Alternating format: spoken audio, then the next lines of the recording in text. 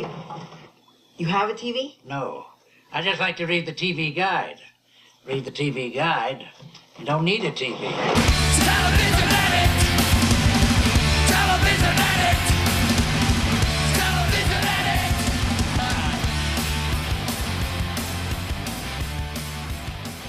Hello, everybody. Welcome. It's Ken Reed here, your TV guidance counselor with the show TV Guidance Counselor. Each and every week, somebody picks an old issue of TV Guide magazine from my personal collection.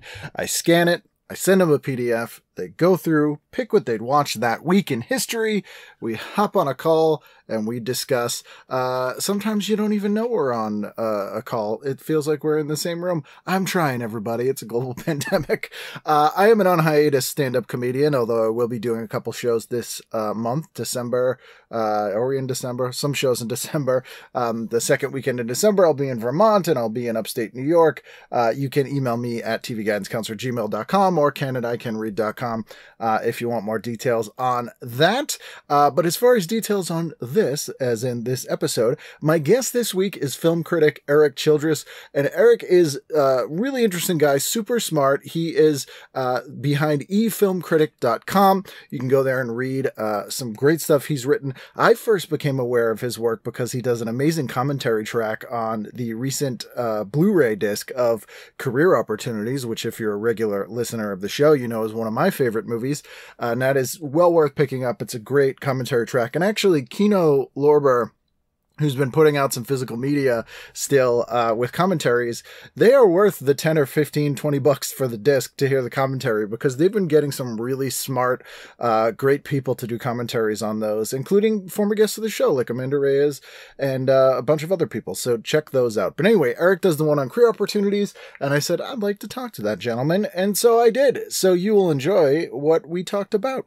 So please sit back, relax, and enjoy this week's episode of TV Guidance Counselor with my guest, Erik Childress. TV is my friend, and it has been always there for me in time of need.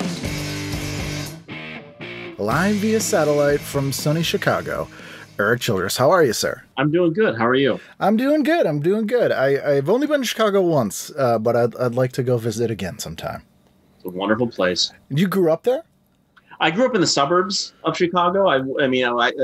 It's easier just to say Chicago because everyone obviously knows that. But I grew up in Elk Grove Village, which is only about 20 miles outside of Chicago. It's not that far from the city. I didn't really go a lot to the city really until I got older. But the suburbs are beautiful. The city, at least a good portion of it is beautiful. I love it. So you basically grew up in Shermer. Yeah, not to put too fine a point on it. Maybe not quite as upscale as Shermer appears to be. But a very nice suburban area, Elk Grove Village. Before we get into the guide, I think we're of similar age, and it's funny because like in the 80s and 90s.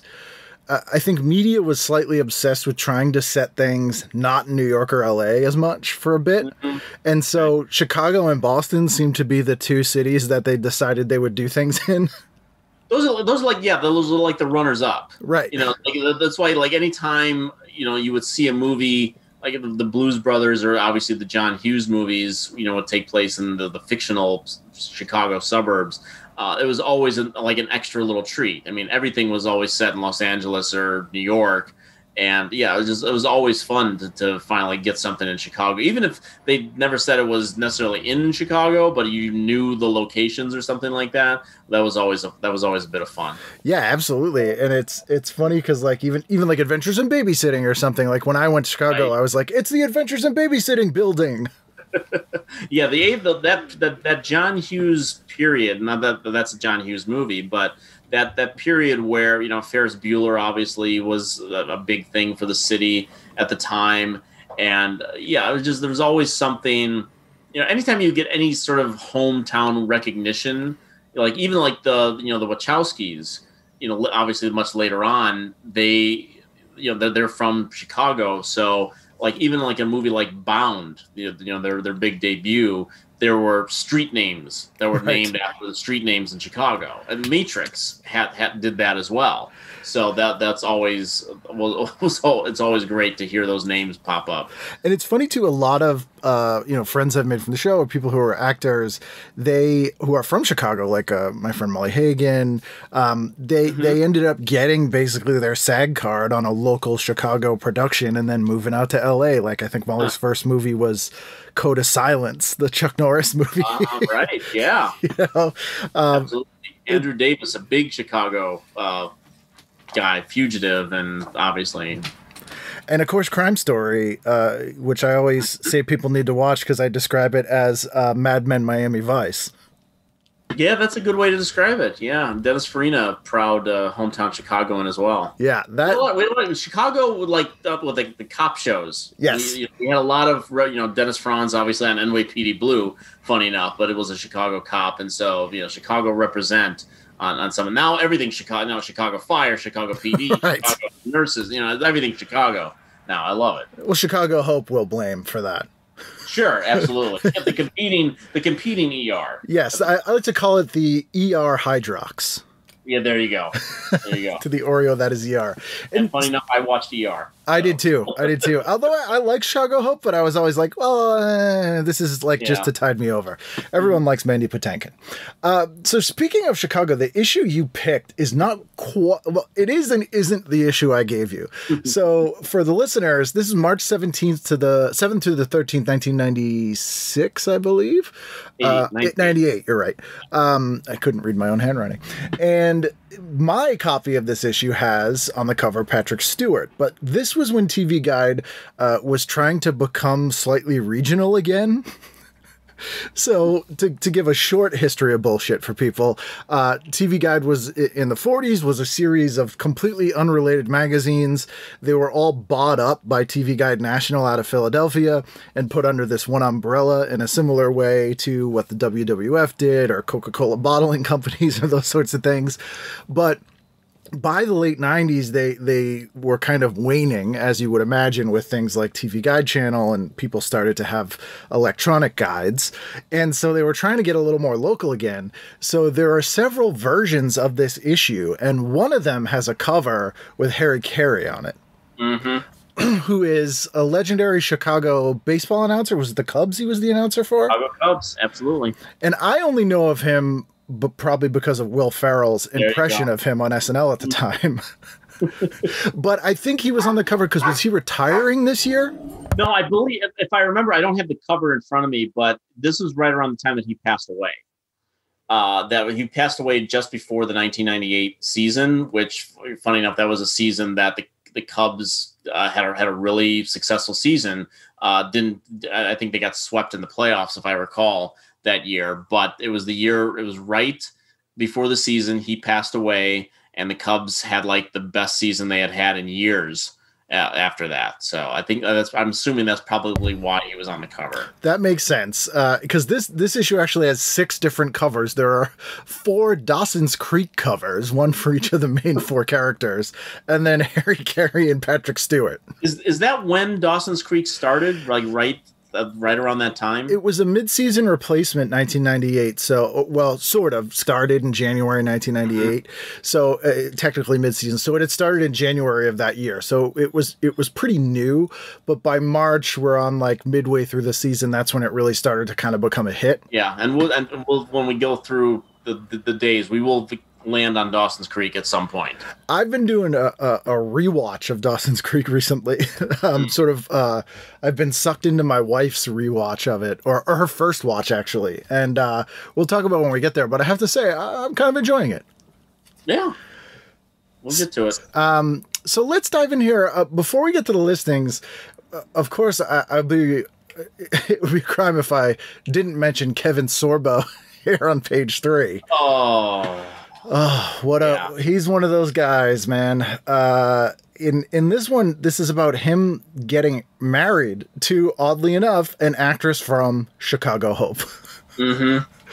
And it's a shame he turned into a real piece of shit. Are they still married? I don't think that they are. So his wife, I hope not. Sam Jenkins, 31, and it's weird though that TV Guide usually avoided these kinds of, not that it's super tabloidy to have someone, oh, they got married, but to be like like a whole page look at this marriage thing, it was kind of unusual. And I'm like, was Kevin Sorbo that big of a star? I don't remember him being so. Looks like they are still married. Oh wow, I'm actually surprised by that. That poor woman. Yeah. So just by proxy, she can't be a great person either. That's true, if she can put up with him. Yeah, there's something about that, like, bohunk, brain-damaged, head injury actor of the 90s. Yeah, it's amazing that so many, I mean, you don't hear a lot of people who, A, are successful, and B, have talent, continue, like, going down this route. I mean, there are exceptions to the rule, certainly, but when you get into, I mean, the loudest, the loudest voices are the ones who don't really have a career anymore. Your Sorbos, your Bayos, your Dean Cains, Antonio Sabato Jr. Like, seriously, come on. Yeah. Like, I mean, that guy's career was over before it started. And universally almost men, too. Like, I won't go too far down this rabbit hole, but the thing that I've noticed doing this show and in 600 guests or whatever is I end up having, like, women on the show 10 to 1 to men, and that's not necessarily by design. But when I started asking actors from, like, the era of TV that I watched to do this, the women were all like, yeah, come on over. And the guys were kind of like, what do you want? And I realized that the women have had such a harder time that they're just so used to fending for themselves and kind of going with the flow and realizing that their careers will have ups and downs. And a lot of the guys, especially the ones who, and it's not that I gravitate towards people who are on sort of the backslide of their career, but just, the era where they peaked is a while ago when I was watching stuff. And a lot of the guys seem to be more like they can't understand why they're not the same level they were in 1996, and they're really mad about it. Mm-hmm. And a lot of those guys then blame other people. Right. So it becomes this whole thing of, hey, I'm Dean Cain and I can't be Superman anymore because, they're going to give it to some black guy or something. I'm like, what are you talking about, dude? Like, that is nothing. Dean Cain, who told me once that he doesn't believe CTE is a real thing. That's wonderful. Because he played college football. I keep waiting for, like, Dean Cain to block me on Twitter. I don't engage with some of these knuckleheads too much. But I don't engage them directly. I usually kind of subtweet them and add something snarky to their BS. But like Dean Cain, like, I keep wanting to say it, just like, says the guy who is the guy who was having an affair in the pool in the movie Rat Race. Right. That, like, I think that's his most recent credit. Right. I think he might have played Scott Peterson in a made-for-TV movie. After that. But yeah, we all have. Yeah, it's just, man, these guys. And then speaking of Chicago, I forgot that for a while in the 90s, Gene Siskel had a weekly column in TV Guide. And I don't remember that, actually. He would review, like, either movies that were coming out on cable or made for TV movies and that sort of thing, or movies having their premieres. So this week he's talking about the premiere of a Gene Hackman movie on Showtime called Absolute Power. And it's the same week that Murder at 1600 with Wesley Snipes, where Wesley Snipes stars as a Washington cop probing the killing of a White House secretary. Yeah, that was the period. So that was 1998. So we're still in the Clinton era. Yes, the Clinton era was huge for like movies about politicians, disgraced politicians, politicians having affairs. Even kind of thrown in there, movies like Dave and The Distinguished Gentleman. Start off with politicians who are actually having affairs that end up having heart attacks after having sex. And in Murder at 1600, Murder in the White House, Absolute Power. Gene Hackman plays a Jagoff president in that movie. That's a ridiculous movie, by the way. Oh, yeah. No, it absolutely is. Yeah, Wag the Dog came out. I think Joe Dante did the Second Civil War that year for HBO. Yes, yeah. It's nothing at all. I think it was the first time in a while that, because it was salacious, that sort of popular culture, this will sound ridiculous now, but was really paying attention to what was going on in the White House. Mm-hmm. Most people, it was like, oh, that's a political thing, whatever. They know, like Iran Contra or something. But this was like, 24/7 wall to wall. And 1996 is when Clinton did maybe one of the worst things he did, which was sign the Telecommunications Act of 1996. But it made possible a wide variety of things that we're still getting stung from now. But one of them was Fox News and a lot of the 24-hour news stations that launched in 97, the year after. So we really, although we had CNN prior to that 24-hour news cycle thirst for things to show really started to ramp up by 98. Yeah, well, hindsight and all that. Yeah, it's very true.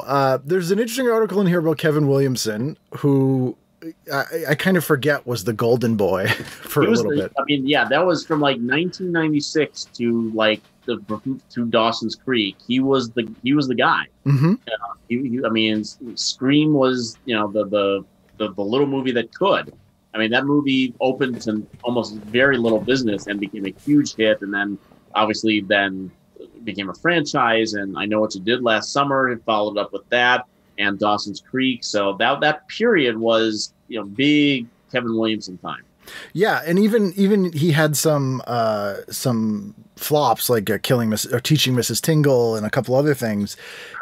He was still way up there with people, and he kind of replaced, was it Andrew Kevin Walker who did Seven and Brain Scan, and he was kind of the golden boy pre-Kevin Williamson. 90s were really big for Kevins writing movies. We had Kevin Smith, Kevin Williamson, Andrew Kevin Walker.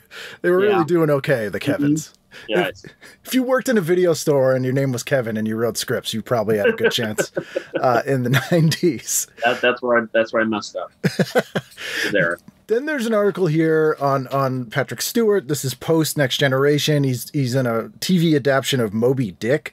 This is after he was in a TV adaptation of, I believe it was Macbeth, but it was set in the Old West. I don't remember that. Oh, it's insane. I think it was made for TBS, and it is full on like Southern Gothic, Patrick Stewart being a cowboy, but doing Macbeth. Is it called Macbeth, or is it one of those like Men of Respect variations? Yeah, or like a lonesome. I forget now. I'd have to look it up. I think it might be called Macbeth. I think I'd have to look it up. But this is pretty. I mean, Gregory Peck is in this made-for-TV movie. Like they really kind of. Who also, obviously, did Moby Dick. Right. Back in the day. They call him Ex-Ahab. Ex-Ahab. So it's, they spent some money on this thing, and I would be hard pressed to find anyone who remembers this adaptation of Moby Dick. I remember it. I don't remember seeing it. I don't have much knowledge or much memory of seeing it, but I do remember that when that came out. I remember being interested in it, but I can't recall I ever sitting down to watch it. Yeah, I really wanted to enjoy an adaptation of Moby Dick, and I'm a huge oh my God, Ray Bradbury fan, and he wrote the script for the first adaptation of it. But I always get bored, and then I feel like a bad consumer of media. I'm more fascinated to find this Macbeth. Yeah, I'll try to find it for you. I a few episodes ago, it came up in an issue, and was it Macbeth or King? Because I found one. It's King Lear.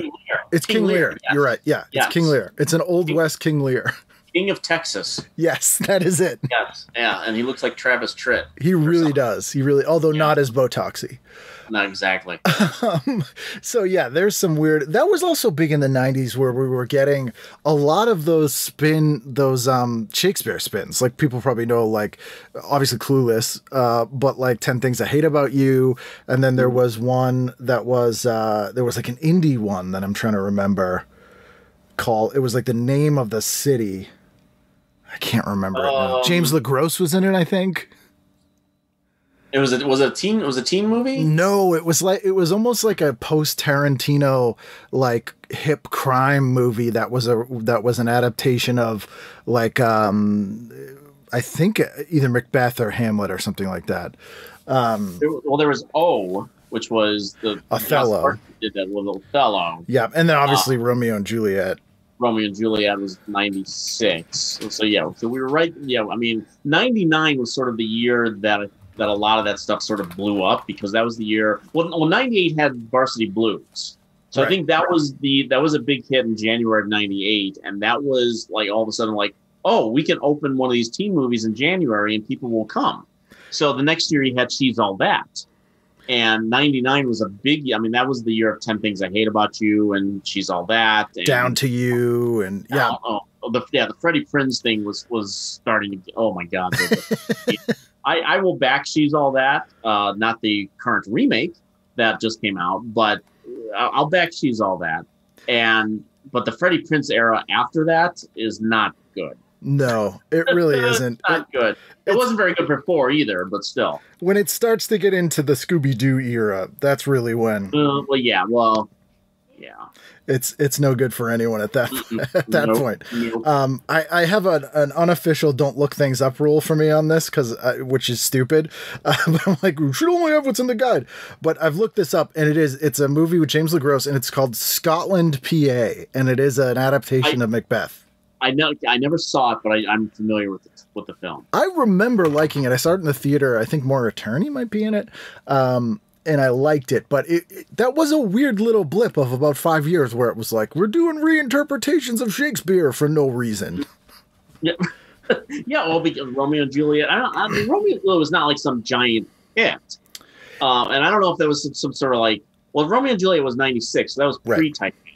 Right. Which is, was obviously famously described as Romeo and Juliet on the Titanic. Right. But yeah, and I hate Romeo and Juliet. I hate that film. It's so horrifically dated as well, like in the worst possible way. I couldn't even feign to interest in how dated it is. It was terrible then. Seriously, it's one of my most hated movies. It really is. And I love Claire Danes, and I can't even get through it. Like DiCaprio and Danes. I think they're both great. Paul Rudd's in that movie. Oh yeah, that's right. It just hit me. I'm wondering if all the adaptations were because they were like, guys, there's a ton of public domain shit we're not using. But they were right, exactly. And it was just like we need franchise or obviously all the Marvel stuff and whatnot. So we need some sort of cinematic universe. A brief period, it was Shakespeare. The Shakespeare action universe. Yes. Unbelievable. Oh man. So let's dive in here. Saturday night. Now you grew up in Shermer, as we mentioned. So you were on Central Time. So you were one of the people I was jealous of in that you got sort of that extra hour of television watching in. Yeah, it's weird. It's weird coming through the guide and whatnot. And you said, stick to the primetime hours and whatnot. So I might go a little off kilter on a couple. Totally. That's fine. Here, but just like looking at like 8 o'clock, 9 o'clock, 10 o'clock, and I can't even imagine it any other way. I mean, when people used to I remember watching.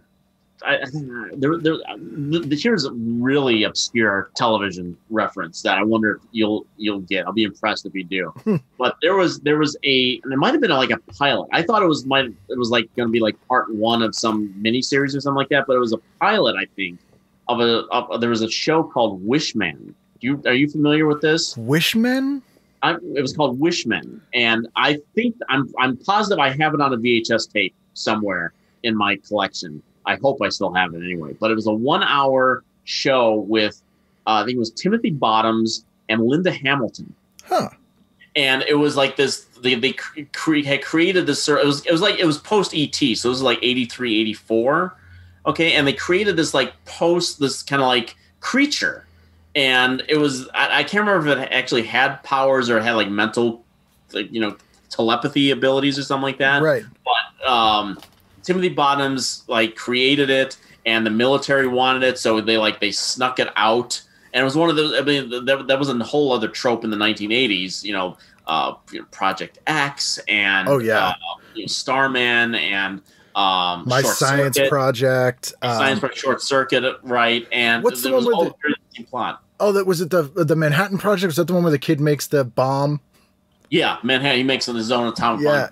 With Science Fair, which is a great movie. I love that movie. But I got really off the tangent there. But I remember in that show, Linda Hamilton refers to falling asleep during the 11 o'clock news, and for us, 10 o'clock was when the news would come on. So so weird television tangent to go off on there. Like, that was the first time I ever heard the 11 o'clock news. I'm like, who the hell's watching 11 o'clock news? That's ridiculous. She's not watching WGN. Right. I wonder if that Wishman thing was a Wonderful World of Disney Sunday night thing. It wasn't on. I don't think it was a Sunday night thing. I'm pretty sure it was during the week, and I think it was at 9 o'clock. It was only an hour, and it was a pretty self-contained little thing. Like it kind of had a climax to it, and an action climax to it and whatnot. But I think that they were hoping that it was going to be a thing. One of my listeners. One of my listeners will fill me in. That's usually what happens. They'll be like, I have a copy. Here it is. Here's everything about it. Which is why it's great to have these. So let's dive in at 8 o'clock Saturday night. What'd you go with?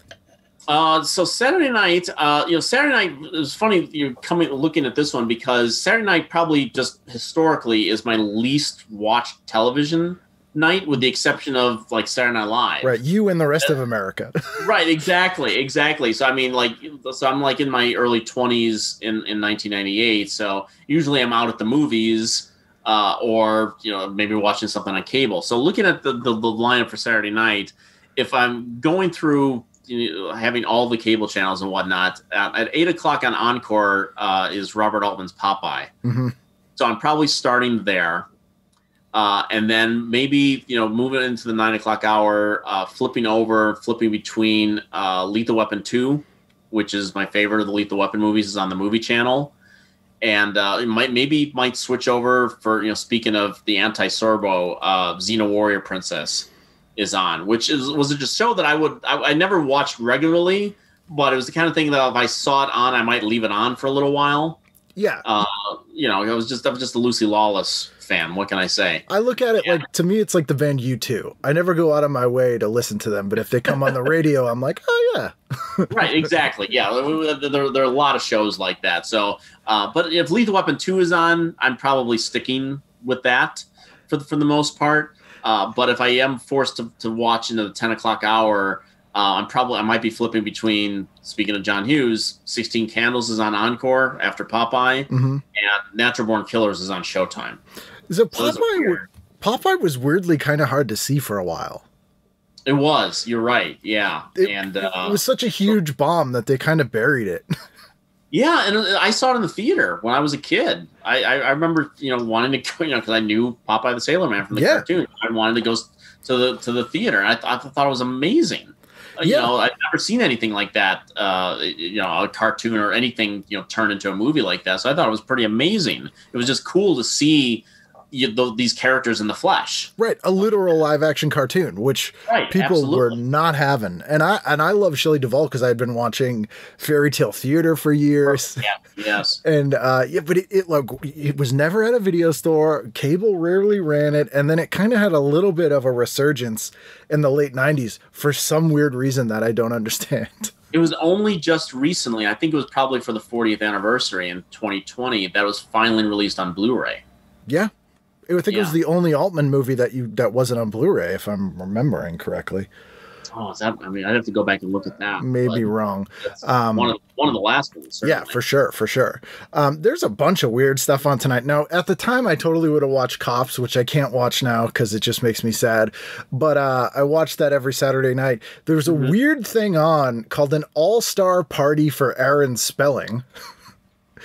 And this is, the prolific producer is saluted for his many TV contributions. Among those offering kudos, Heather Locklear of Melrose Place, who also starred on Dynasty, and TJ Hooker. His daughter, Tori, along with her Beverly Hills 90210 co-star, Jenny Garth. The cast of The Love Boat, Kate Jackson, and Michael Cole. So it's like all these people like wishing their boss a happy birthday, basically.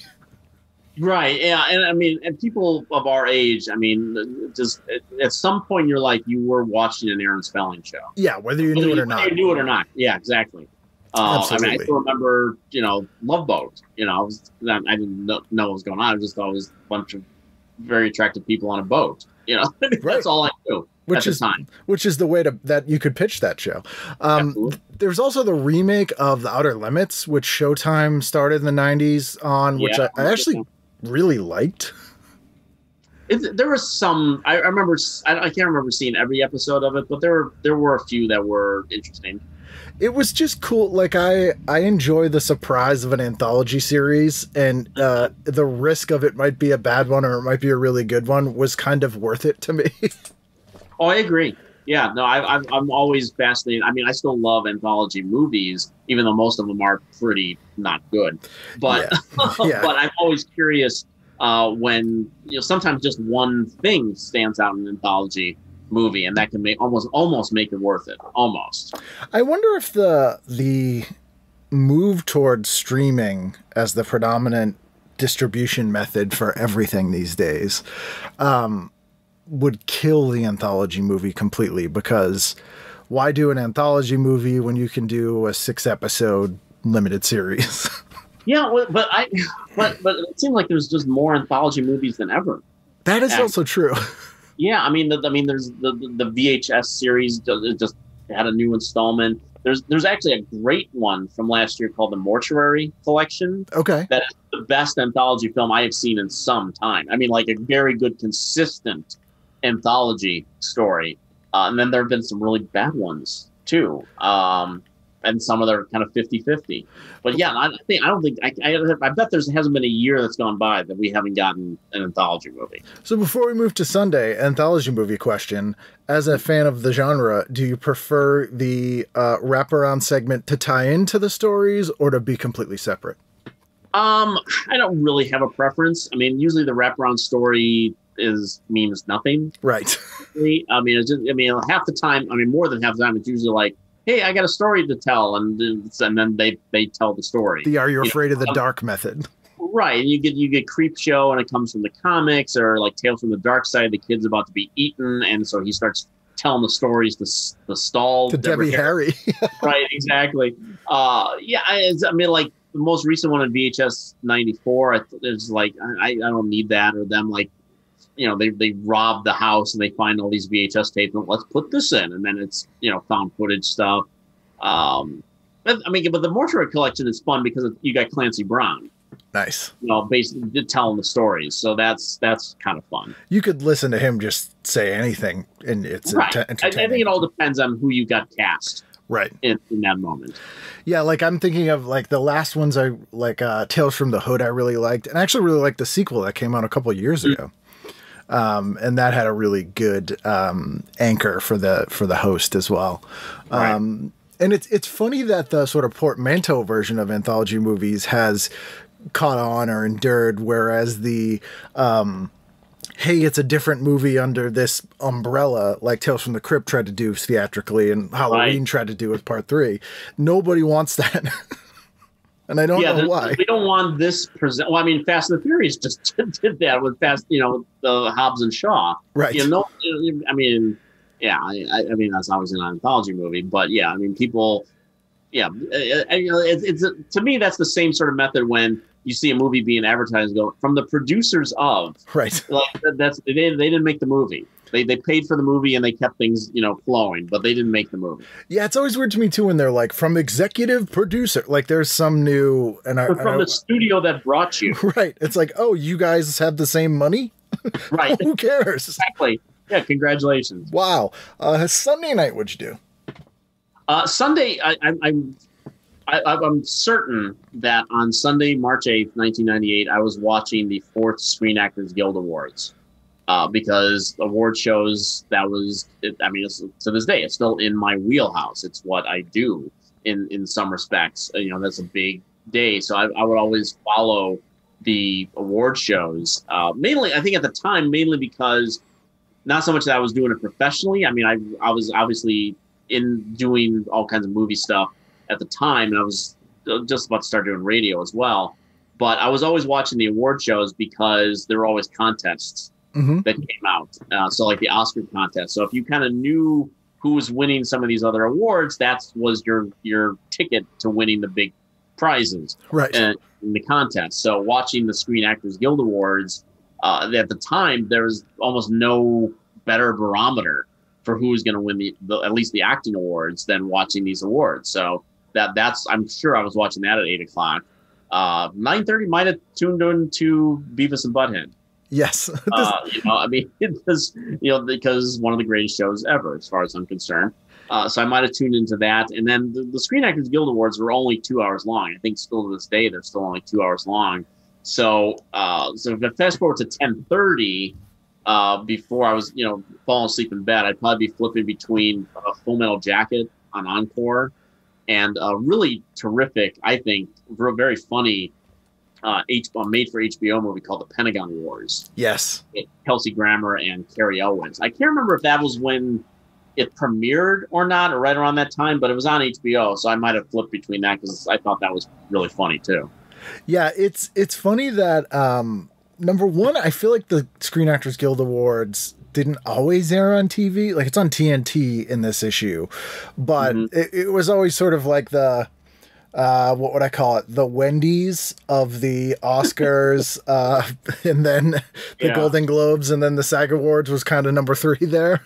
Right. And so it bounced around a lot, so you didn't always get to see it. But this is the one where they give a Lifetime Achievement Award to Elizabeth Taylor, and she was sort of towards the end of her life, and it was kind of a big deal. It's always weird, too, because I think both the Golden Globes and the SAG Awards is TV and movies, whereas obviously the Oscars and the Emmys are two separate things. And it was kind of the only place you saw those things mixed, because back when you had to either be a movie actor or a TV actor, there was sort of a real thick line between those two things.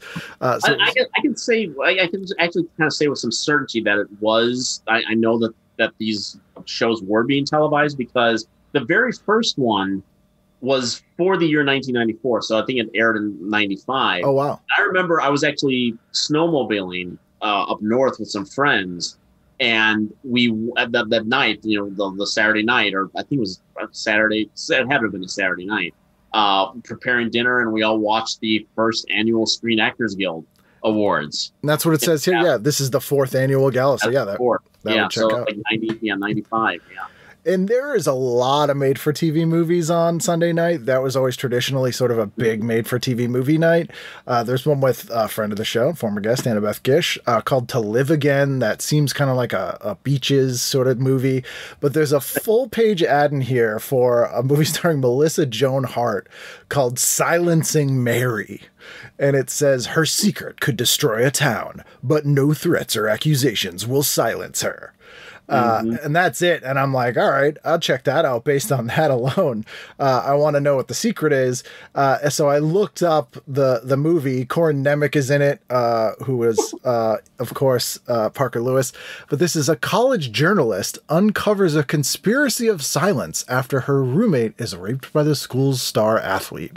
So it's sort of something that would be ripped from the headlines now. And in some ways, it's kind of sad that this is, 25 years ago, and we're still not that much further ahead with this kind of stuff. Right.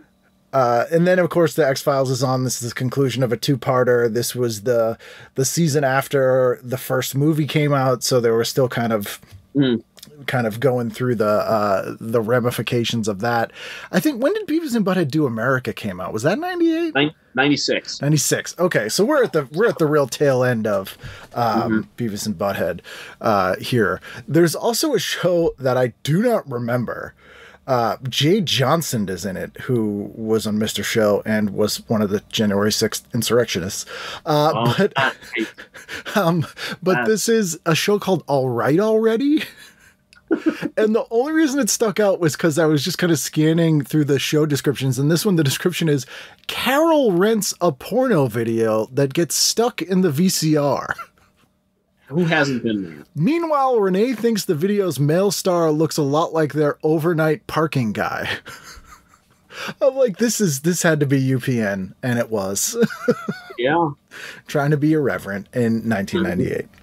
And also, you're lulling yourself to sleep to Full Metal Jacket. Well, I mean, it didn't matter what was on. I always just, at that time, I would always go to bed with the TV timer on. Same. So I don't do it. I don't do it as much anymore. But that period, for a long period, that was my sleep thing. I would always just go to sleep watching whatever I was watching, and I I don't know if I'd have any, war nightmares after watching that, or drill sergeant issues, but yeah, I mean, it's good enough to keep on. I would say I don't think there's any Stanley Kubrick movies that are good for falling asleep to. So again, that's a good point. I don't think I can't think of one. I mean, yeah. There are movies he made that are boring and you might fall asleep. There's a couple. Yeah, I mean, Barry Lyndon's very long. Yep. I mean, but so that I can see you lulling yourself to sleep. I mean, because that's just a long movie. Yeah, maybe Eyes Wide Shut, you might fall asleep. I wouldn't see. No, Eyes Wide Shut, I'd stay up and watch the whole thing. Right. Okay. Yeah. You're the guy. No, I love Eyes Wide Shut. I need to re-see it. I saw it in the theater and was just kind of like, eh. But yeah, I saw it in the theater too at 10 o'clock on a Sunday night, if I recall. Oh wow! And I was riveted. I mean, I need to rewatch that. I always have an aversion to Tom Cruise, to rewatches with Cruise, and it's my own problem. Yeah, I got no problems with the Cruise. I mean, he's good and stuff, but for some reason, like the '90s and on, my tolerance for him got lower. Well, there are some rough patches in the Cruise resume for certain, but. Yeah, I a lot of it I like. Yeah, Far and Away. I think that was the turning point for me. I think it was the Irish accent in Far and Away. I was like, yeah. Oh, I can't. So you have I can see it with Eyes Wide Shut, the third movie they made together. You're still stuck with the Irish accent. Exactly. I was still feeling the burn of Far and Away, even though it was a beautiful looking film shot in 70 millimeter. It was. So Monday, what are you doing? Okay, so Monday, I was, again, on a show that you would watch if you turn it on and it might be there, America's Funniest Home Video. Yes. I might leave on for a while. But also, speaking of Beavis and Butthead, not just for my own personal recognition, Mars Attacks, Tim Burton's film, is on Cinemax, and I think that opened the same weekend. It either opened the same weekend as Beavis and Butthead, or there might have been a sneak preview of one of them, but I saw both of those films on the same night. That's a good double feature, actually. Yeah, it was a great night. It was a great night. And I think I can't remember which one might have been a sneak preview, but we did see both of them the same night. So I'll probably start there. And while I never watched it at 8:30, I never watched it when it was on regularly, but I since then have seen a lot of it in syndication. It's Everybody Loves Raymond. Yeah, that's a show. That's a show that's a quality, funny show. And I never, again, like you, I never watched it when it was on, but like whenever I catch it now, I'm like, oh yeah, it's a pretty good show. Yeah. And 9 o'clock, and I don't remember if this was the early year or the later year of Ally McBeal, but I would watch Ally McBeal regularly for the first 3 years, give or take. Mm-hmm. It went downhill after a while, but those first couple of years, I really enjoyed that show. This is when they started doing more stunts, because the show was always, it was always kind of, it's sort of a lost show now, because it was in between that sort of when people recorded things and when people had DVRs. Yeah. Especially for such a huge cultural phenomenon that show was, but they leaned into the wrong things. I think they started leaning into the gimmicks, sort of post Dancing Baby. And in this episode, they actually have more versions of the Dancing Baby, and they have Tracy Ullman playing a psychologist, and they have somebody playing Janet Reno. Oh, I don't remember the Janet Reno stuff. I do have a vague recollection of Tracy Ullman as a psychologist. They're really trying here. It's very strange. This is also March, so we're getting some mid-season replacement shows, and one of them is called House Rules. And the hilarious thing is that it has the most dismissive review I've seen in a long time in TV Guide. It literally says, 2 guys, a girl, and a place in Denver. So you're being dismissed with 2 guys, a girl, and a pizza place. Yes. Which is not what you want. That's rough. That is rough. But Nick at Night who did some of the most amazing, Nick at Night in TV Land in the 90s did some of the most amazing promotions, and was sort of just like the quintessential fun television. And like my favorite thing they ever did was on New Year's Eve, they did lasts and firsts. So New Year's Eve would be all final episodes and New Year's Day would be all first episodes, which is super fun. And so this night they're launching a Bewitched marathon, a 5-day, 40-episode marathon, which includes the black and white and color episodes. And they have a full page ad where they're advertising it as Darren against Darren. Oh, lovely. Which is just kind of a fun thing that, you know, they managed to have a difficult tone to strike of sort of slightly ironic reverence, but without sort of shitting on the shows, which is something I think we missed for a good decade, where, you know, it was just pure irony. It's the same sort of vibe that the 90s Brady Bunch movies had, where they're parroting it, but they're also really lovingly paying tribute. And that's a tough tone to strike, I think. Yeah. But they managed to do it. So I probably would have tuned into that for a little bit as well, because that's fun. There's also, before I move on to Tuesday, there's a History Channel ad here. That's one of the weirdest tones of ads I've ever seen.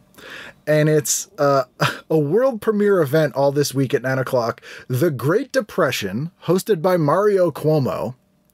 Oh boy. And it's advertising it like it's a good time. It says, you have a ticket out of the Depression, but only for a few hours. And it's like this photo of like people in the 1920s in a movie theater laughing. Wonderful. It's very odd. That's an odd tack to take, Yes. I think, for a thing about the Great Depression. But oh well. And maybe it worked for them. Maybe it didn't. Also, don't really want to watch anything hosted by Mario Cuomo. No, not really. Tuesday, what'd you do? Tuesday, well, I went a little pre-prime time on this because, again, another show that I didn't watch when it was on, but I watched the whole thing eventually, which was My So-Called Life on MTV. So yeah, which is a terrific show that I caught up with, like Freaks and Geeks for that matter. These shows that took on a life of their own, far later on. And so My So-Called Life, going back then, I would watch that for certain. At 8:00, there's a great not too unfrequently mentioned Charlie Sheen sci-fi film called The Arrival. Yes. That is a really terrific movie. That also has one of my favorite comeback lines of all time when Charlie Sheen goes up to Ron Silver, and Ron Silver, comments how awful he looks, and Charlie Sheen says, "I feel like a can. I feel like a can of smashed assholes." It's just a wonderful line that I still remember laughing my head off in the theater. 8:30, obviously, Beavis and Butthead is on, so that might get a flip over. And then at 9:00, if I might have been taping Frasier, but I don't remember if this was the premiere or not, but I tuned into Dawson's Creek. Yeah, this was not the premiere. This was okay. This was a few episodes, and this is when it started to get sort of a critical. It did well among critics, which was kind of surprising. And it actually is the best new show of the season, San Francisco Examiner. This was when it was sort of gaining steam. Okay, yeah, and so I was definitely watching Dawson's Creek at that time, and the reason so much because. I watched the pilot episode. I didn't watch a lot of, dramedy, not that it was a dramedy, but like teen drama shows. Obviously, I didn't watch My So-Called Life, so why was I watching Dawson's Creek? But the preview intrigued me enough to watch the pilot, and I watched the thing, and I had an instant weird connection with the show because it was about this teenage boy living in a suburb. I think it was South Carolina. It's Massachusetts. They shot it in North Carolina. Yeah, it was shot in North. That's what it was. Shot in North Carolina. So a kid growing up in the suburbs had an It was a blonde kid. It was an obsession with Steven Spielberg. Yep. I was, and there was a girl named Jenny that. So it was like it was like hit all of these like, oh my God, this is my life. Right. show, so I had to see it, it was pre-Truman Show too. So I'm just like, did this show tap into my life? And they wrote out an entire, so it was a weird thing. And I watched Dawson's Creek. I kind of trailed off at the very last season when they were in college. And then I came back to see how it all ended, and how it ends tragically. Right, but a cool finale like that. The sort of flash forward is a pretty bold move. Pre 6 Feet Under. Yeah, too, yeah, right. Yeah. So yes, I mean I trailed off there at the end, but for a while there, Dawson's Creek was a regular weekly thing for me, and I probably would have been on the VHS at the time. Maybe taped Frasier and Third Rock from the Sun.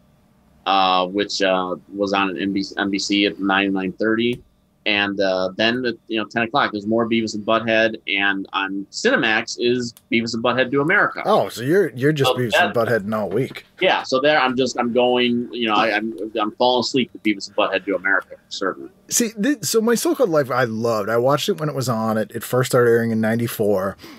It was a show that felt the most like where I grew up. It's supposed to take place just outside of Pittsburgh, and they shot it in Pasadena. I've actually visited all the shooting locations. Oh, wow. Which is funny because much like most things in California, like the Wonder Years and all these other shows that are set not in California, you go to the streets and you see that just out of frame is palm trees, and it's very jarring. But that show really that felt the most like my youth.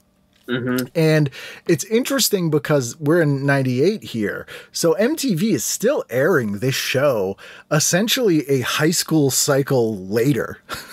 Right. Which is kind of a big deal for a youth show, because 4 years at that time feels like 2 decades. Like it might as well be set in the 60s for kids in 98. But it was just, it was that good. I think it still resonated. It wasn't, they had to pay to air that show. So it wasn't like they were like, oh, we have this cheap thing, we'll just air. They're airing it, at 7 o'clock. They're still airing it in a prime spot, 4 years after it was off the air. And I think that ties into Dawson's Creek as well, because that show was ahead of its time as far as the sort of tone for a kid's show or teen show. Because really the only thing we had before that was like James of 15, which was in 78, and that was a bomb. And so they kind of just held on to that show till culture came back around to being okay with it.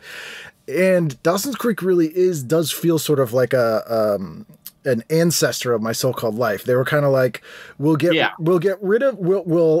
incorporate the aspirational stuff this time. So it'll be kind of not rich kids, but kids that are kind of well off. And it's also not like a darker suburb. Like it's kind of an idyllic place. Right. So they sort of seeded that in. It's funny too, when I look at the cast of that show, Vanderbeek is easily the weakest link. And he's the least likable character, but like Michelle Williams has obviously gone on to an amazing career. Yeah. And then Josh Jackson is just so likable and has like a Clooney kind of thing going on. And Katie Holmes, again, if not ruined by Tom Cruise, I think for a while, I think could have had a huge movie career. Like her part in The Gift is just awesome. Like I'm like, she needed to be in more for a lot of reasons. Yes, that is true as well. But for us Dawson's Creek fans, that was a nice little that there was a reason to see that. But she's playing just such a character that's not like her character on that show at all, and doing it very well. So it's just funny to see where those stuff landed. And I watched the premiere as well because it was the first night of the WB, I believe. They aired Buffy the Vampire Slayer and Dawson's Creek back to back. That was always the 2-hour block. And I remember really disliking Buffy the Vampire Slayer. Because a show I never got into. Not because I didn't like it. I missed the beginning of it, and so I never jumped on that train. Same. I kind of checked out after the first couple episodes because I was like, that's okay. And before it really started getting good. And I also kind of liked the movie, but Dawson's Creek was something I would dip back into because I guess it was easier to dip into than Buffy the Vampire Slayer. But also, I remember being slightly disappointed because I loved Scream, and I wanted Kevin Williamson to lean more into horror stuff. which he didn't do. Although Dawson's Creek does have quite a lot of references. Like in an episode this season, they're watching I Know What You Did Last Summer. Yeah, no, I mean, without question. I mean, that was another thing that really appealed to my sensibilities was them, living in the real world. That they were talking about, movies and other things that I was, into at the time. And Buffy the Vampire Slayer, like, I didn't like the movie. Speaking of, shitheads, Krista Swanson. Got into an argument with her before in person. Really? Oh, yeah. Wow. She's a classic person. About what flavor you want for your ice cream cone? Or? Yeah, exactly. No, she's a classic person who did a lot of coke and was a monster to work with, and then no one wanted to work with her, but instead of realizing that's the case, she decided it was because of her like conservative views or something. Wow. Yeah, I was doing a convention and she was there and she said something like outrageously homophobic. God. And I said to her, I was like, "Oh, Kirsty, you haven't worked in a while, and I know why." Yeah, that'll start something. Yeah, she didn't like that, but she deserved it. Also, then I don't want to mention sort of maybe the most underrated Sam Raimi movie is on. The Quick and the Dead, his Western with Sharon Stone. Which I'm not a fan of. It's worth watching, I think. I mean, it's a beautifully shot movie, and it's kind of, again, you have early DiCaprio, you have early Russell Crowe in there. Sharon Stone, I think, is so terrible. She's a weak link in that movie. Yeah. Yeah, you got Hackman, DiCaprio, and Crowe, and Hackman is watchable in anything, even Absolute Power, which I don't like. Very watchable, but Sharon Stone is such the weak center of that movie, which is ironic because she's the reason it got made. Really, 100%. 100%. Yeah, so I've tried watching it a few times, and I appreciate the shootout sequences and whatnot, but ultimately I think it's pretty weak. It never comes up, ever. Like when people are mentioning Sam Raimi, speaking of The Gift, which I think was the movie he made right after Quick and the Dead, if I'm correct. Gift was 2000. Quick and the Dead was like 96, I want to say. Wasn't it the movie he did right after Darkman? Was that so? Quick and the Dead was Darkman was 90. Oh yeah, 93 was Army of Darkness, although that was not canned for a while. Basic Instinct was 92, so and Casino was 95. Was Quick and the Dead in 96? I think it was 96, but I might be 96. I think you are right. But he was kind of trying to do like, I'm not going to do like a straight up horror movie, which he was sort of the first one of those guys. So that was another interesting thing we got in the mid 90s, sort of again, post Scream with Wes Craven. Who did he do? Was it the Red Violin that he did? No, Music of My Heart. Music of My Heart. That's right. Yeah. Where they started. No, that was I'm sorry. That's Wes Craven. Yeah, Wes Craven did Music of My Heart. Like we started getting these horror directors who'd been working in the genre for 2 decades in the mid to late 90s start trying to branch out a little bit, finally. Trying to gain quote-unquote respectability. Yeah. And that's when we got Cronenberg doing like Eastern Promises or History of Violence. You had Sam Raimi doing The Gift, but then was it For Love of the Game? For the love of... the baseball movie.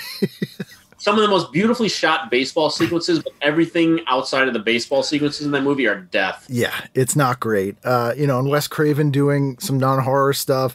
It was an interesting, weird time when they were able to do that. And some of those movies I remember, being like a Fangoria subscriber from the beginning, reading about how mad people were that like Sam Raimi was making a baseball movie or Wes Craven made a violin movie. They were like, but then again, Sam Raimi, arguably the best movie of his career is Simple Plan. Yes. In 1998, which is a movie that I love that movie, but I have trouble watching it. Yeah. I think it's one of the saddest movies ever made. It's brutal.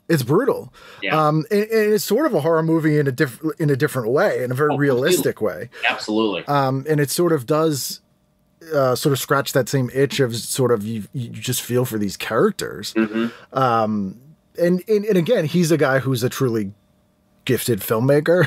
Yeah.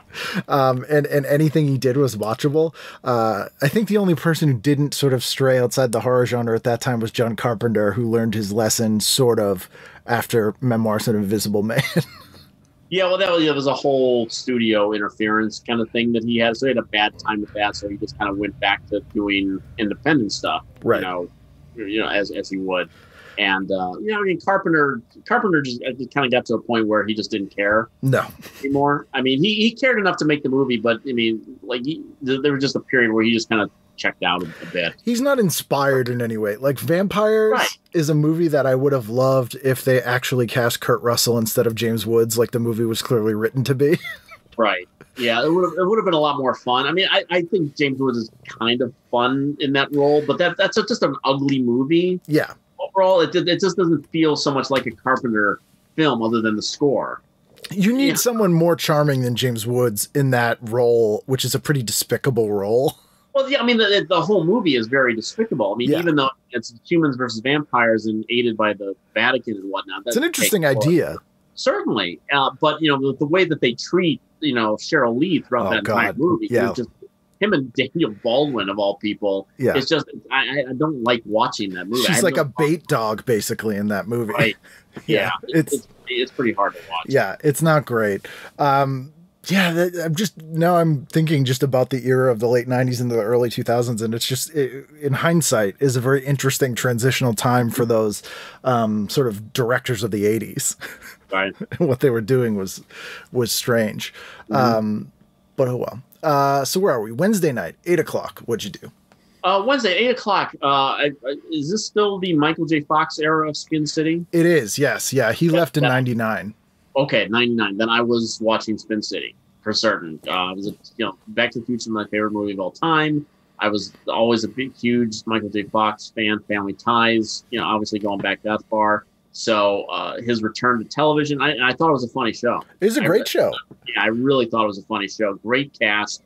When he left and Charlie Sheen took over, I kind of left as well. Yeah. Nothing against Charlie Sheen at the time. It didn't have that same hook for me. Yeah, it still had a good ensemble cast, but it wasn't quite the same.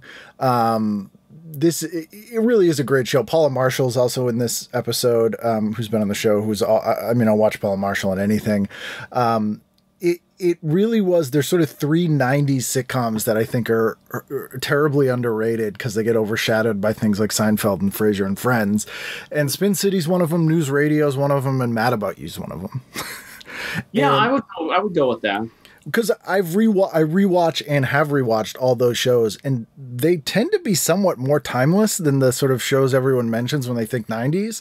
And it's because they're sort of ensemble character shows. They're not gimmicky. They're really just sort of dialogue ensemble casts, and they're still really good. It's unfortunate to go back and watch Newsradio, though, obviously, for the Joe Rogan factor. Yeah, and it's sad to see Phil Hartman sort of at the top of his game. And again, like when he was replaced with John Lovitz, it's just really tough to watch. And the Andy Dick factor, because he's a real... That's a train wreck, too. Train wreck.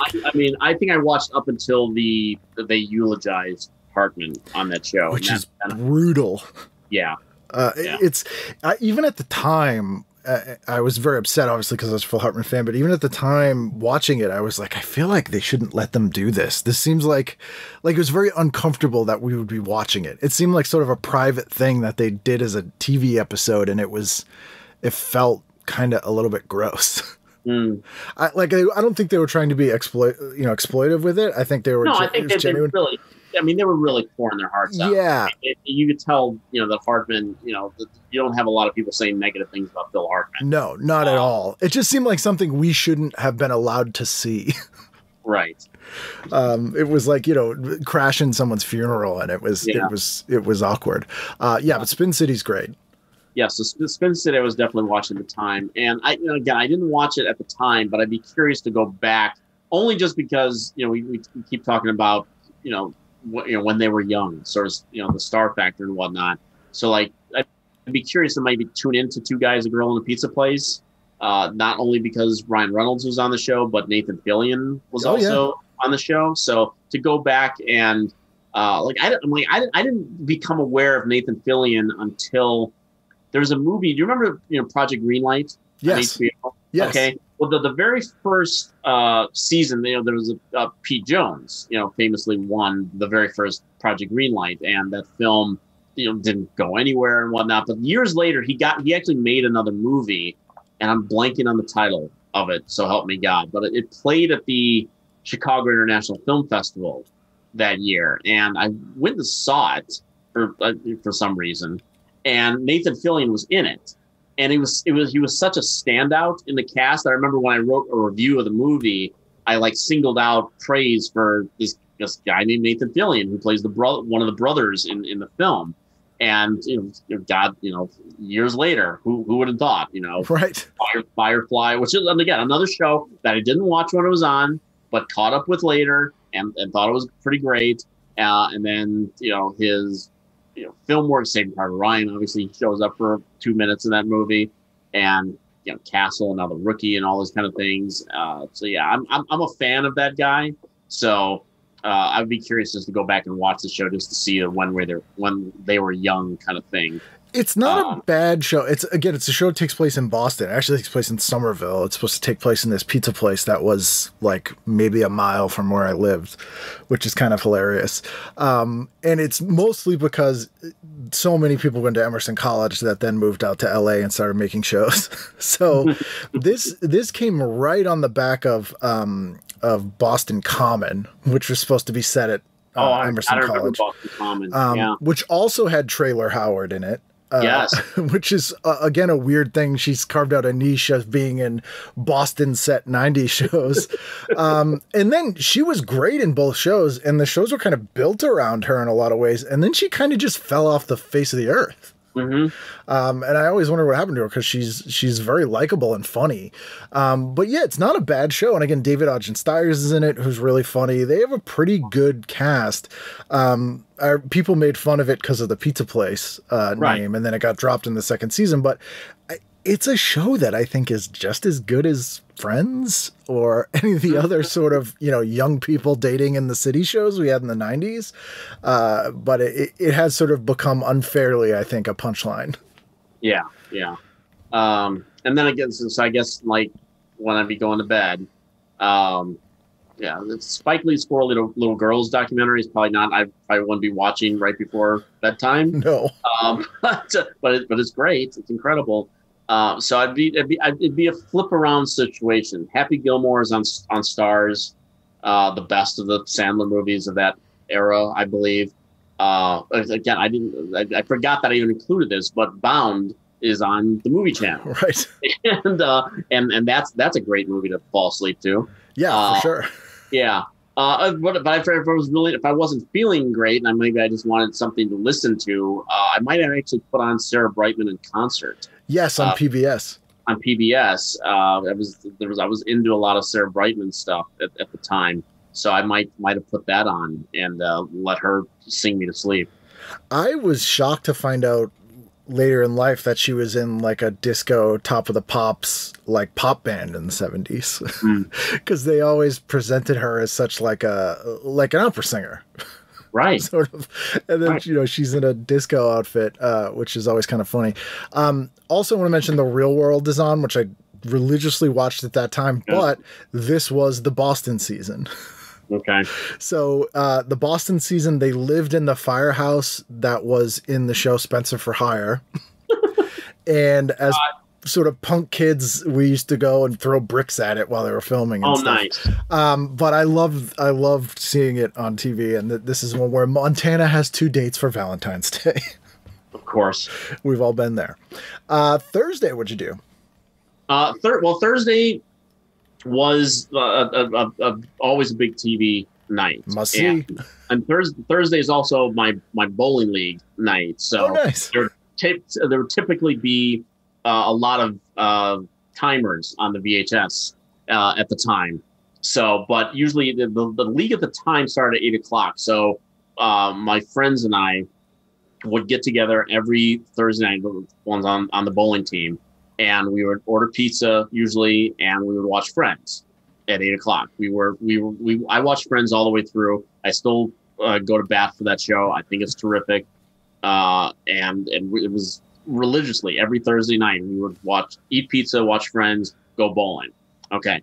But then after bowling, come home, get out the VHS tape, watch Seinfeld. Yep. Without for my money, the best show that's ever been on television. At least, certainly network at the very least.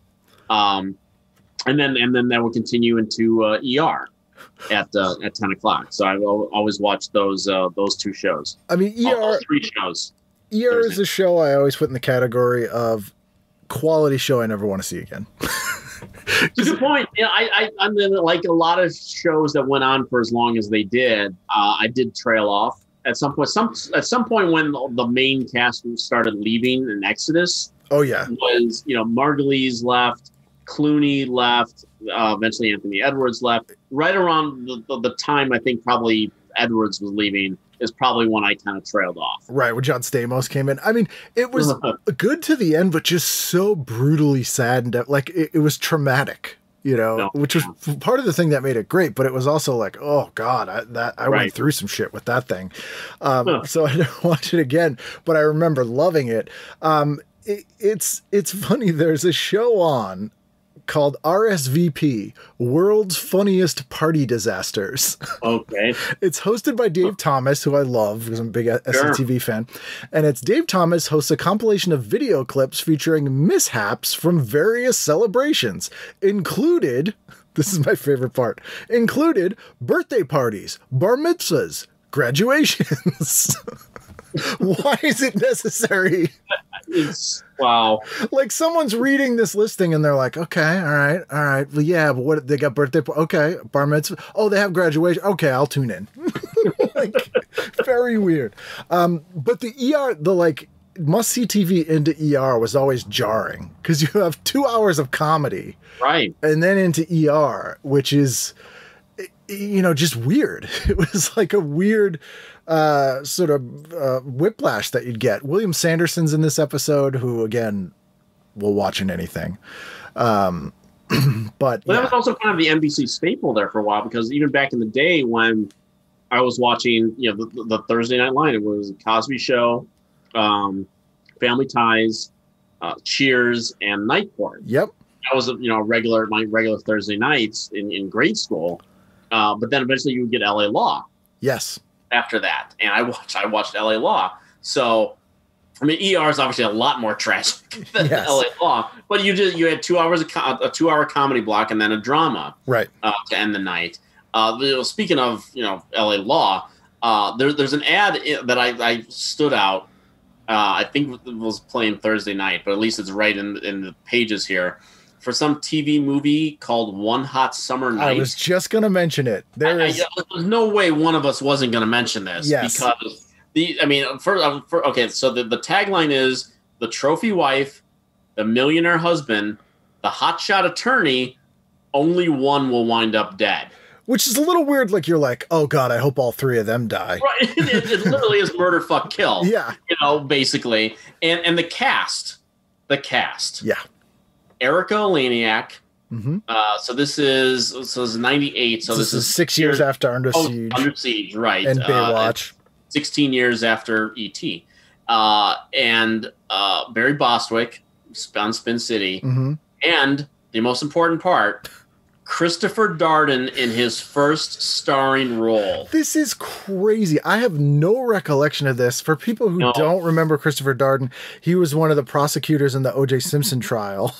Yeah, and who ultimately basically launched the career of playing Christopher Darden launched the career of more or less of Sterling K. Brown.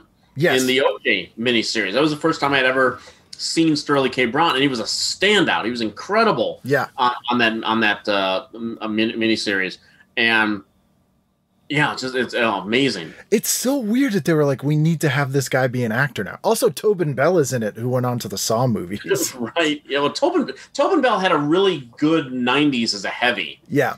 I mean, he's the heavy in The Firm. The same summer, he shows up at the beginning of In the Line of Fire with Clint Eastwood. So he was a big heavy in the 1990s before Saw, immortalized him in a different way in 2004.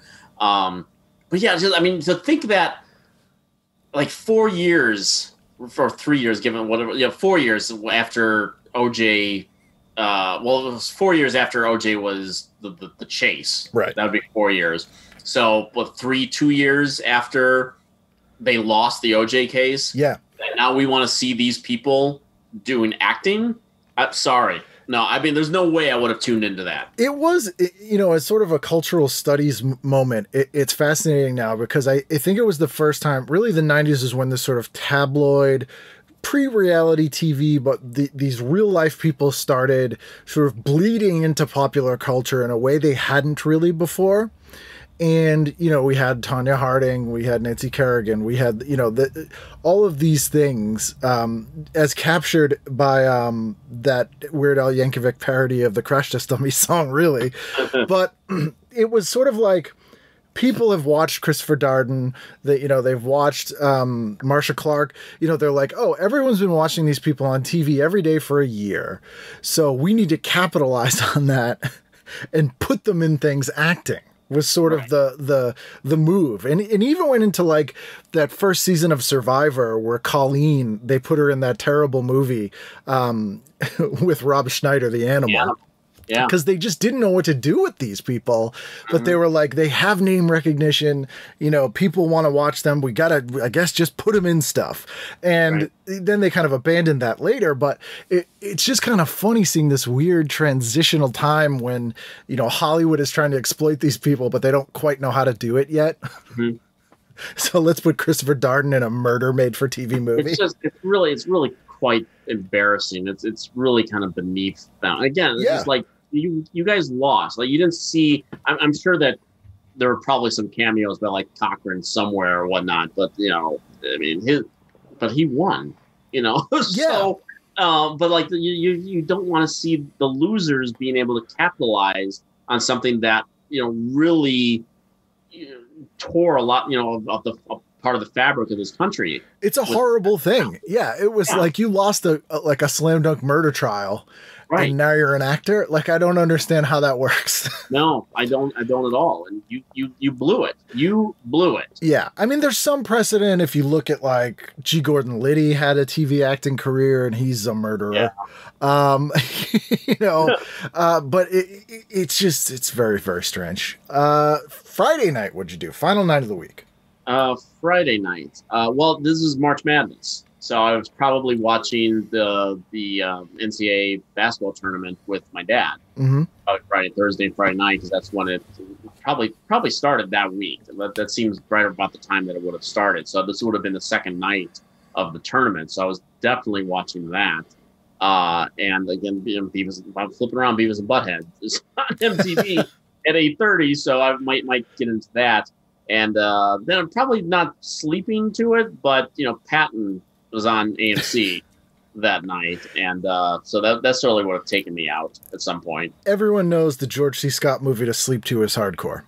Of course. Or The Changeling. One of those two. I couldn't do that because the timer, I turn it off. Right. This is a good night for me. So, like, I would probably go with Sabrina, which I always loved. And it's actually a fun show that holds up pretty well and was pretty hip. Like Penn Jillette would show up. A lot of Mystery Science Theater people wrote on that show. It was unusually good for what it was. But also this night is Millennium, which I loved. Which is the sort of spin-off of the X-Files starring Lance Hendrickson. And it was just a weird, dark, grim show that people hated. And because it didn't have the sort of comedy elements that X-Files did, or the will they won't they, because it's just Lance Hendrickson, who I've mentioned this on the show a billion times, but very tiny man. Yeah, I've been at conventions in his vicinity. So shocking because he's such an amazing heavy. Oh, right. And, I always think of Stone Cold where he's opposite Brian Bosworth, maybe the greatest action movie of all time. Sure. But Bosworth was like 6'4", and so knowing they shot that with Hendrickson on like 6 boxes. Well, that's the thing. I mean, like, and he's not just Stone Cold, but in Hard Target with Van Damme. Sure. This is a guy that you see all these James Bond movies or other movies where someone of very large stature goes up against some guy that that they could kick their ass with one punch. Right. But Hendrickson, like going toe to toe with Van Damme, and obviously not doing karate stuff, but you felt that he could lose because he's Lance Henriksen. And that's how good Lance Henriksen is. He's amazing in stuff like, you know, and Aliens and Near Dark. I mean, because Bill Paxton was a big guy, you know, he seems bigger than him. And it's just like, wow, every time. No small feat. No small feat. Every time I see him in person, I'm like, wow, you're an even better actor than I thought. Yeah, he's incredible. Does a lot of pottery now. Oh, that's he's still acting. Yeah, he still shows up and stuff, but he really loves his ceramics.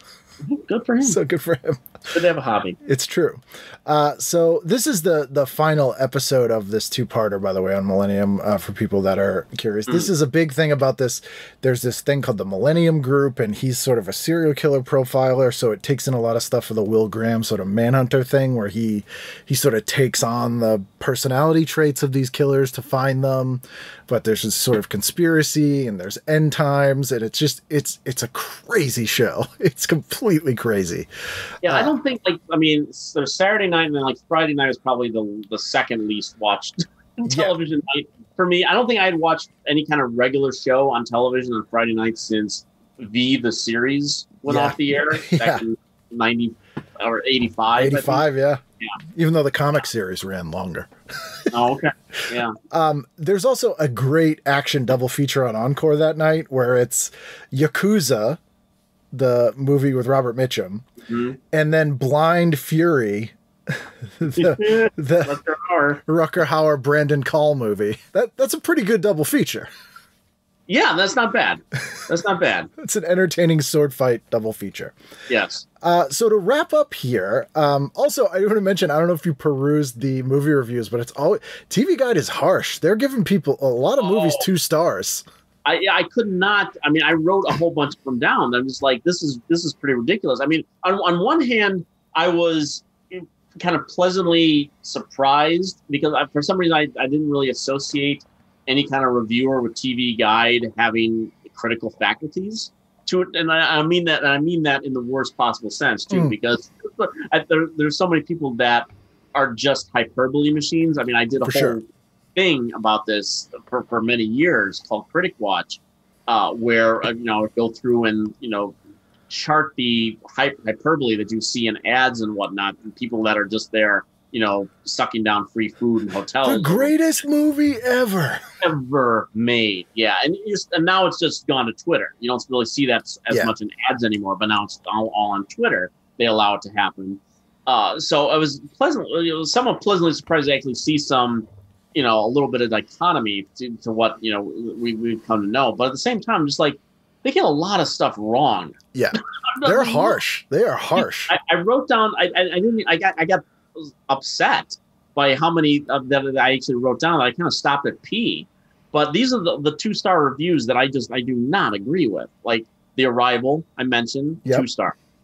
Back to the Beach, the fun movie. I love that movie. That's again, I've gone to all the shooting locations in Malibu. I love that movie. There you so go. much. Fun movie. Beavis and Butthead to America, 2 stars. Bound, 2 stars. That's just stupid. Okay. I like this movie more than most people. Demolition Man. I happen to love that movie. 2 stars. Ridiculous. DOA, the Dennis Quaid remake. The remake? That's great.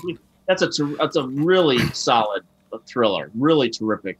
Here's one that's just garbage. Dark Hollywood with Michael J. Fox. 2 stars. One of the best romantic comedies of that period. That's a great movie. Terrific movie. 2 stars. I Like Evita with Madonna. 2 stars. That seems harsh. That's Alan Parker's film. Okay, I like Fierce Creatures more than most people. The Fish Called Wanda follow-up, so to speak. I Love You to Death. Speaking of, with another Kevin Kline movie that I think is hilarious. 2 stars. Here, completely unforgivable. Mystery Science Theater 3000, the movie. 2 stars. Wrong. Yeah, it's wrong. It's weird, and then when you look at what they give like 4 stars to, it's didn't see a lot of 4 stars. I mean, there's not a lot. 4 stars that I found were at least on point. Like I think Chinatown gets like 4 stars. I mean, they were like, I was waiting to see something completely ridiculous from 4 stars. I didn't really see it. I think to me what it shows is that they're older people. So the 4-star movies that they tend to do are like 70s movies. And I'm like, they seem to be the kind of people who's like, nothing's good anymore. Right. Yeah, that's a very good point. I didn't even piece that together when I'm doing this.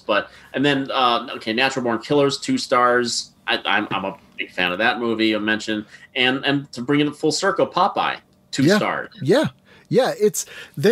I'm a huge Siskel and Ebert fan, and I'm definitely an Ebert over a Siskel. And one of the main reasons to me is Siskel wants every movie to be a movie he likes.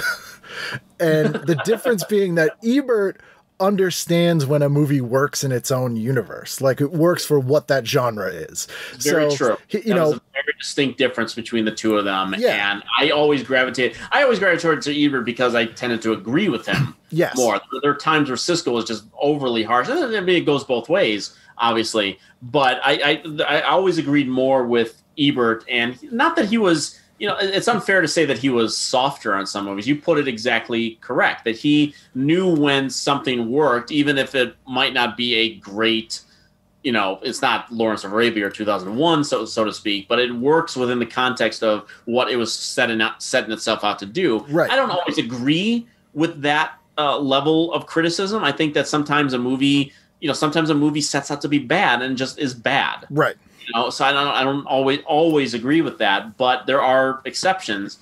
And yeah, I think you're dead on looking at the TV guide. This must have been a very old movie reviewer. Yeah, because like Ebert got that you can't compare Chinatown and Back to the Beach. Right. Like they're both very successful at the movie that they're trying to be. Right. And it's funny, someone's uploaded almost every episode of Siskel and Ebert to YouTube, which has been really fun. Watch it regularly. As do I. And I watched every week when it aired, but going back and looking, the 2 things I noticed the most about Siskel is, one, he's super horny. And every single he's like, well, this movie really turned me on. I'm like, what are you talking about, dude? Yeah. But the other thing is, this is like the constant sort of thing that causes arguments between the two of them, is Siskel tries to rewrite every movie. He's like, I would have rather seen this picture with 2 men and a woman, and I would have rather if they were in the desert. And then Ebert always says the same thing. He's like, well, you make that movie. Or like, well, that's not this movie. Right, exactly. And they never get over it. And it's almost every episode there's at least one movie where that conversation happens. Yeah. And it's just like you said, I used to watch Siskel and Ebert pretty religiously once I realized that was a show. So a lot of people used to watch Siskel and Ebert just because, just for the clips. Like you see stuff from movies that you didn't get to see. Right.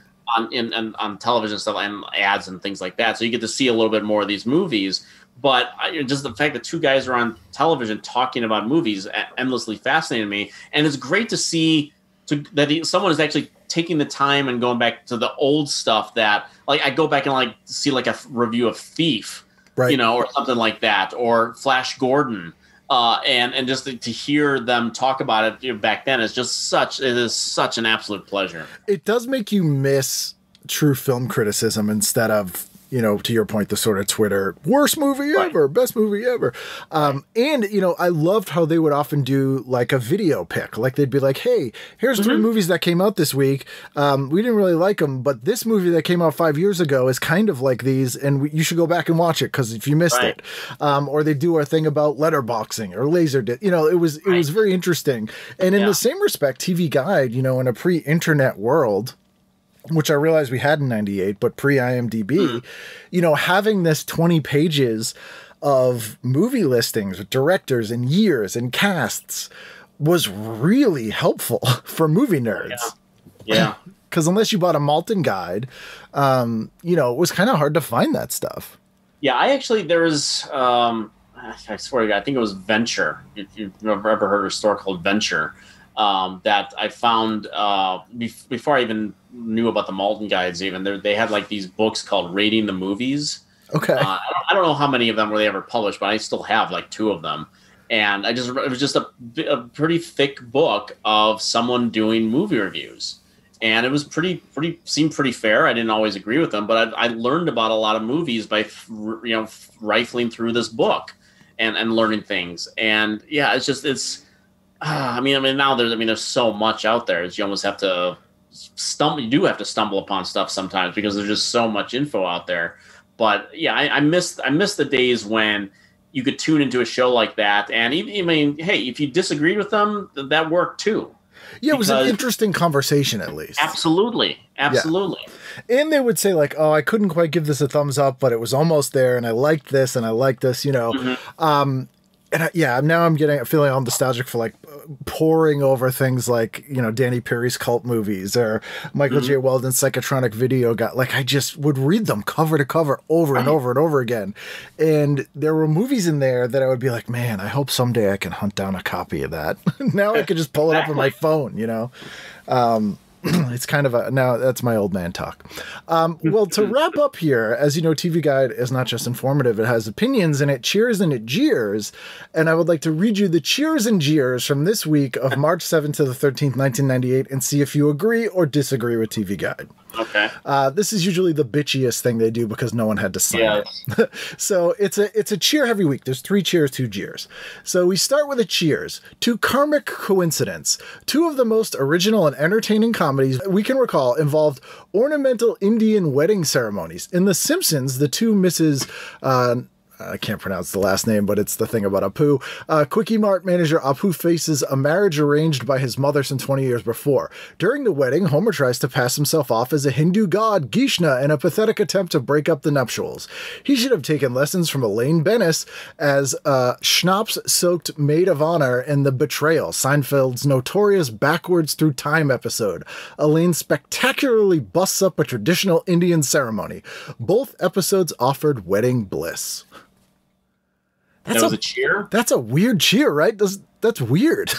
Yeah, it seemed like there was a backhanded compliment to Seinfeld, and then throwing Simpsons under the bus. But also, like, why they don't really justify why they feel the need to mention that they're Indian wedding ceremony or what that adds. Yeah, and just, I mean, again, to even put the Seinfeld episode in context, I mean, it's not like she gets drunk. I mean, they make it sound like she gets drunk and, you know, bust up the wedding in some respect. She slept with the groom years before. Then that's the whole premise of the episode. She slept with the groom, and then she tells the Sue Ellen Mishke, the brawless O'Henry Candy heiress, that she slept with them, and then they break up. That's all that happens. So it's, you know, bust up. I mean, this is almost like someone who didn't see either episode but read the TV Guide synopses of them. Absolutely. I'm with you on that one. I disagree with that cheer. Jeers to overfamiliarity. This season's many sitcom stars are bringing on their significant others as guest stars. On Friends, Jennifer Aniston did scenes with Tate Donovan. Tracy Pollan joined Michael J. Fox on Spin City. Kelsey Grammer gave Camille Donatanucci a cameo on Frasier. Jennifer Love Hewitt recently turned up with Will Friedle on Boy Meets World. And on the latest Ellen, Anne Heche trades quips with Ellen DeGeneres. These indulgent stunts rarely result in real chemistry or laughs, but if there's a remake of Heart to Heart, we'll be sure to keep you kids in mind. That's a jeer. That's a jeer. Yeah. I can't really disagree. It's nepotism. It's nepotism. It's there solely designed for a gossip-loving crowd to have some cheering recognition. Yeah, it's stunts. First time. Yeah, it's a stunt. Are any of those people still together? Yeah, Michael J. Fox and Tracy Pollan are. Okay, yeah, they are. Right? I think that's the only ones, though. Yeah, that's the only one. That's the only one I'll give it up for, because I even think that's less of a stunt, because, you know, obviously they met on Family Ties. I still remember those episodes. So yeah, I'm fine. I'm fine with, they can do whatever they want. Yeah, that one the works. Rest of them is stunned. I agree. Cheers to those kinetic knights errant of rock, the Rolling Stones. In their Bridges to Babylon 1998 concert special, The Big Gun in PBS's March Pledge Drive, the boys bring new sparkle to old gems like Satisfaction to Jumpin' Jack Flash. The new material doesn't pack the same wallop, but the Stones still attack it with admirable vigor. For a bunch of cinquagenarians, these guys sure know how to get out their yayas. You're not going to hear me say a negative thing about the Rolling Stones, one. So I agree with the cheers, but I kind of jeer the cheers in a different respect, that it's like the old joke about how long the Rolling Stones were going to last. Right. And they just canceled the concert tour, did they not? Or just announced the concert tour? So we're in 2021. This is 1998. And the writer of that is going like, look at these old guys up there doing their thing. Right. How nice. How very cool. I hope I can do that when I'm that age. Right. The height of when they started was closer in time to 98 than 98 is to now. Yeah, exactly. Exactly.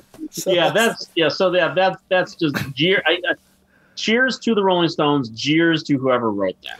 A band that started at the same, like if we were talking about a band that was the same age now as to when the Rolling Stones were in this, it would be a band that started in the year 2000. Wow. Because it's probably 67, right? So yeah. So I feel like someone, I don't even know who that would be. I don't know either. Like that's like post Spin Doctors and someone's writing about Good Charlotte or something. Right. Then we have a jeers to Losing Perspective. We were surprised to see ESPN's Chris Berman and NBC's Ahmad Rashad turn up in a Gatorade commercial, warbling like Mike if I could be like Mike. Both men are ostensibly charged with reporting on the NBA and Michael Jordan, the league's biggest superstar. Obviously, their credibility and objectivity are compromised when they are feathering their nests with Jordan's ad revenues. I'm gonna applaud that actually, because that goes back to what I was saying about hyperbole and being compromised and whatnot. And if you're a reporter, and you shouldn't be popping up. I mean, no one's going to argue that. Well, I mean, people will argue, but at the time, Michael Jordan was the greatest athlete, whatever, on the planet. Yeah. At the time. So, I mean, no one's going to dispute a reporter who at least just kind of gives in and acknowledges that, hey, this is the guy, we acknowledge it. But you're still a reporter. You're still supposed to be a journalist. You're supposed to be. I mean, to me, there's nobody worse in the whole losing perspective thing than sports reporters. Yes, because sports reporters, even more so than movie critics and movie pundits about the awards and stuff like that, sports reporters, for as long as I can remember, up until present day, are never held to account for their bullshit predictions. Not at all. Every at the beginning of every game, keys to the game. Well, I don't think they should strike out. The great key there, pal. They're never held to account for the predictions that they make, the stupid stuff that they say during the week, the armchair quarterbacking. Everything is wiped clean by the next game, and they're never held to account. So, I'm giving a pretty strong cheer to that jeer. Yeah, I agree. Their sports reporting is like 90% filibuster. Yeah. So that makes sense to me. And I hear so many people, doing quote unquote film criticism be like, well, I don't want to make them mad, then I won't get screeners. It was like, that's the whole essence. It's like you won't get screeners for bad movies. That's a shame.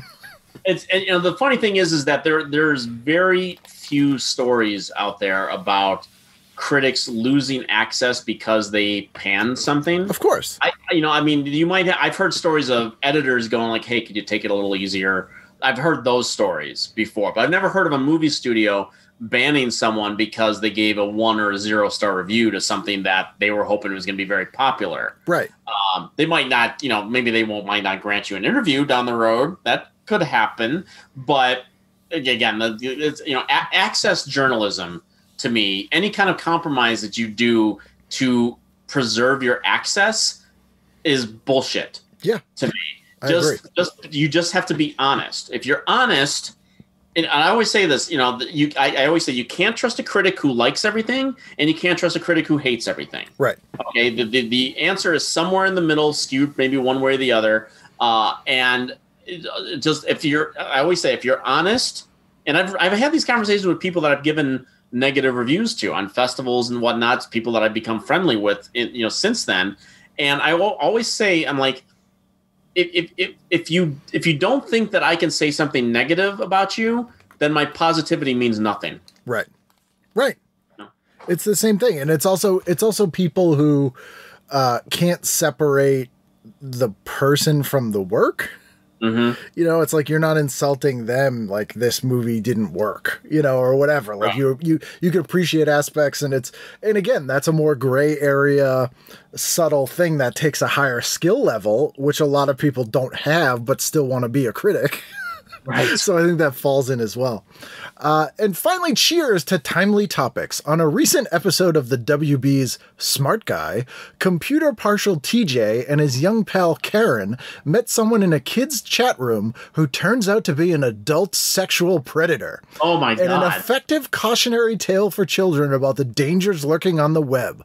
Of course, the internet also has the potential for great merit. For instance...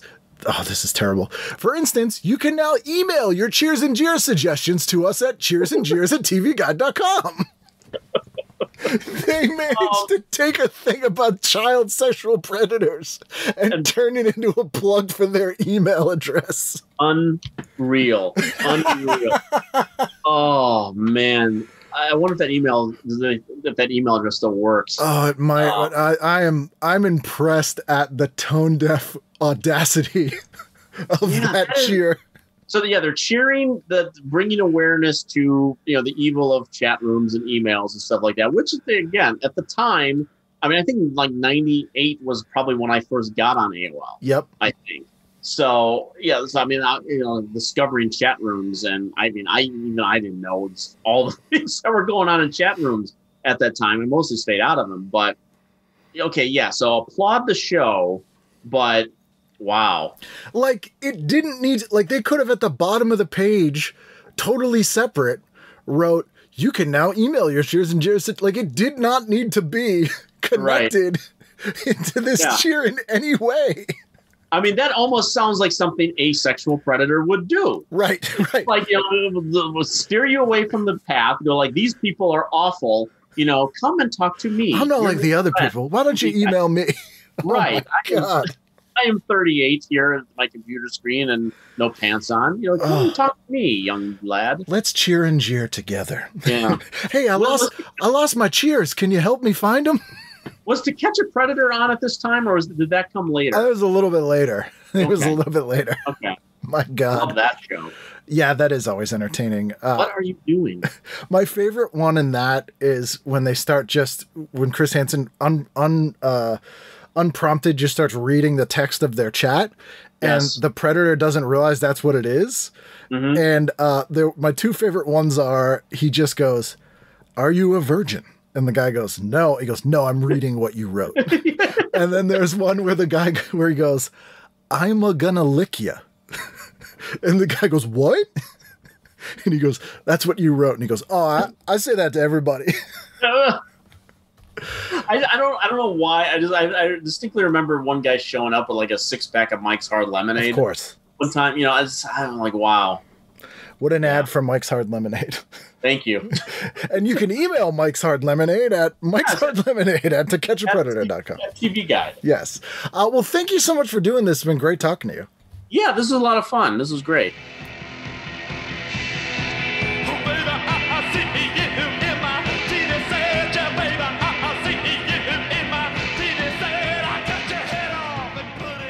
There you go. That's Erik, Chicago's own. Someday I'll make it to Chicago again. I'm not sure. I'm easing into traveling again. If you would like to tell me where to travel, I really set myself up to be told to go to hell there.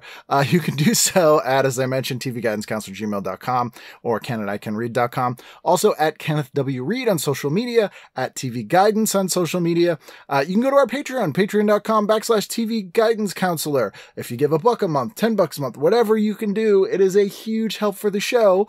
TeePublic recently shut down my t-shirt store, so that's about $100 a month I'm down. But hey, it happens. Anyway, if you have anything you want to say, let me know how you're doing. Please do. We're winding down towards episode 500. I'll be doing my year-end special soon, where I'll kind of go through the year in painful detail. And we'll see where we go from there. So I'll be here next week. I hope you will too, for a brand new edition of TV Guidance Counselor. For instance, you can now email your Cheers and Jeers suggestions to us at cheersandjeers@tvguide.com.